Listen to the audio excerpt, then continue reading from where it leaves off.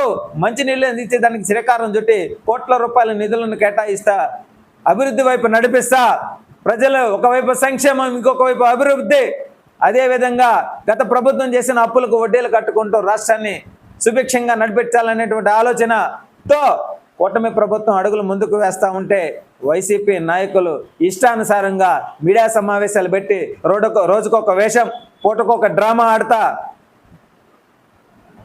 పరిపాలనని కించపరిచే విధంగా మాట్లాడతా నాయకులను మాట్లాడతా బూతులు మాట్లాడతా ఇష్టానుసారంగా కూటమి ప్రభుత్వమైన నిందలు వేస్తా అభివృద్ధిని చూసి ఓర్వలేక మీరు చేసేటువంటి వేషాలు మీరు చేసేటువంటి డ్రామాలు రాష్ట్ర ప్రజలందరూ కూడా చూస్తూ ఉన్నారు.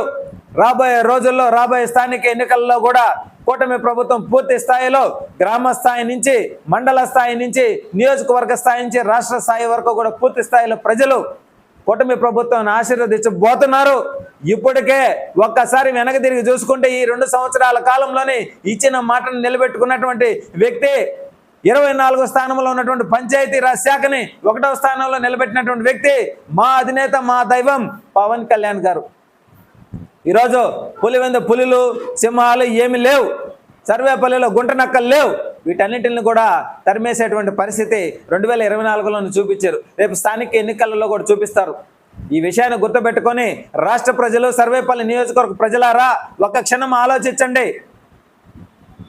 కూటమి ప్రభుత్వం ఏం చేసింది 2 సంవత్సరాల కాలంలో, ఎంత అభివృద్ధి జరిగింది, ఇచ్చిన హామీలను ఎలా నిలబెట్టింది, గత ప్రభుత్వంలో కేంద్రం ఇచ్చిన నిధులను ఎలా మురిగిపోయే విధంగా చేసింది. లేస్తే ఢిల్లీకి వెళ్ళి పెద్దల కాళ్ళు పట్టుకొని జగన్మోహన్ రెడ్డి ఏం చేశాడో, నేడు కూటమి ప్రభుత్వం ఢిల్లీకి వెళ్తే ఏమి సాధించుకొని వస్తుందో ఒక్కసారి ఆత్మ పరిశీలన చేసుకొని అడుగులు ముందుకు వేయాలని మనస్ఫూర్తిగా తెలియజేస్తూ గ్రామ స్థాయిలో యువతందరూ కూడా ముందుకు వచ్చి రాబోయే స్థానిక ఎన్నికలలో మన గ్రామాల అభివృద్ధి కోసం ఒక్క అడుగు ముందుకు వేసి ఆలోచించి మన కుటుంబం కాదు మన గ్రామం బాగుంటే మన కుటుంబం కూడా బాగుంటుంది అనేటువంటి ఆలోచనతో ముందుకు రావాలని చెప్పి మనస్ఫూర్తిగా తెలియజేస్తూ మీరు చదువుకున్న డిగ్రీలు ఒక 5,000 10,000 ఉద్యోగం కాదు, మన గ్రామ భవిష్యత్తు ఆలోచించాలని చెప్పి మనస్ఫూర్తిగా తెలియజేస్తూ రాబోయే రోజుల్లో కూటమి ప్రభుత్వం 15 సంవత్సరాల పాటు అభివృద్ధి వైపు నడిపించే విధంగా పరిపాలన కొనసాగిస్తుంది. కాబట్టి రాష్ట్ర ప్రజలందరూ కూడా మీరందరూ కూడా మేధావులందరూ కూడా ఒక క్షణం ఆలోచించి కూటమి ప్రభుత్వాన్ని ఆశీర్వదించాలని చెప్పి మనస్ఫూర్తిగా తెలియజేస్తా ఉన్నారు ఈరోజు.